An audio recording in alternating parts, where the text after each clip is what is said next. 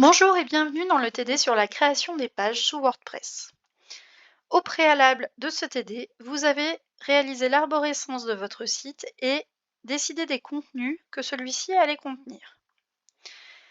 Lorsque vous arrivez sur votre tableau de bord, pour créer vos pages, sur la gauche, vous allez aller dans le menu Pages. Ici, vous voyez la liste de toutes vos pages. Ainsi, vous voyez la politique de confidentialité que nous avons créée ensemble.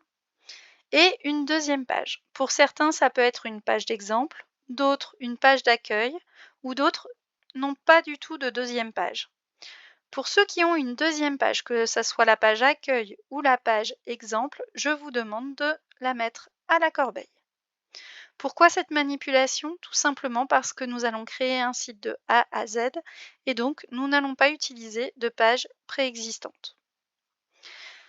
La politique de confidentialité, vous voyez qu'elle n'est pas publiée. Elle reste en l'état de brouillon. Il faudra donc que nous la publiions plus tard. Mais nous allons d'abord nous atteler à la création de nos pages. Pour créer les pages, je vais cliquer sur Ajouter. Cette interface se compose de plusieurs éléments. Tout d'abord, l'espace de travail. Ici, pour l'instant, je n'ai qu'un bloc de titre et la possibilité de rajouter d'autres blocs. En haut, dans la barre de tâches, j'ai un petit plus qui va me permettre de rajouter des éléments à ma page, les fameux blocs. Un petit crayon pour modifier ou sélectionner les éléments. Et ici, je peux voir la structure, le plan de ma page. Mais bien sûr, une fois qu'elle sera complétée.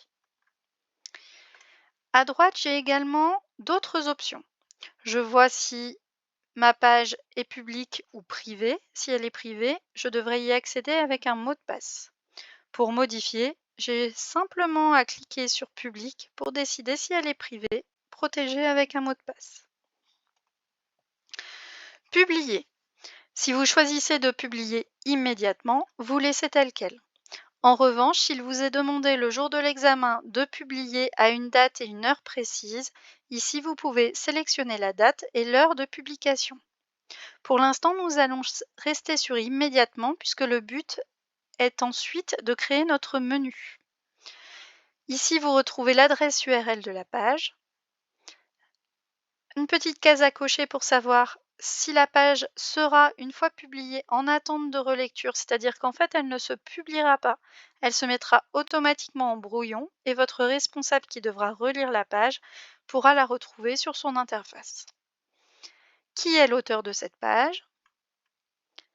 Des petits éléments sur Yoast, sur le référencement de la page que nous retrouvons également ici. Nous verrons ça dans le chapitre suivant. Les images mises en avant, pareil, je vous expliquerai ça dans le chapitre suivant. Et les commentaires. Est-ce que j'autorise ou pas les commentaires sur cette page?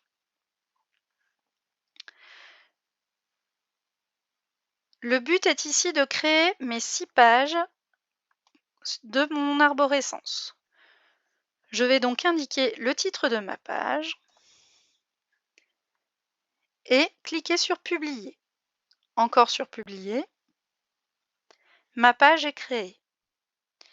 Maintenant qu'elle est créée, en fait, comme je vais créer mes pages à la suite, je vais cliquer sur Ajouter une page.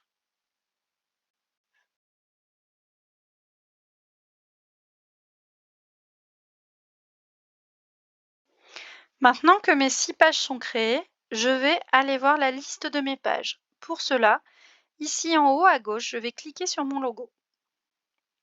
Je retrouve bien mes 1, 2, 3, 4, 5, 6 pages que je viens de créer. Elles sont toutes en état publié, sauf la politique de confidentialité. Et je vois qui en est l'auteur. Si vous vous rappelez bien, il vous était également demandé dans le TD de créer 2 pages pour créer des sous-menus. Je vais également les créer maintenant. De la même manière que tout à l'heure, je clique sur Ajouter et je crée mes 2 pages.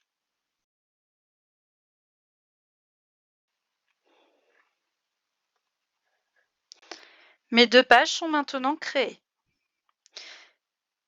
Voilà pour aujourd'hui.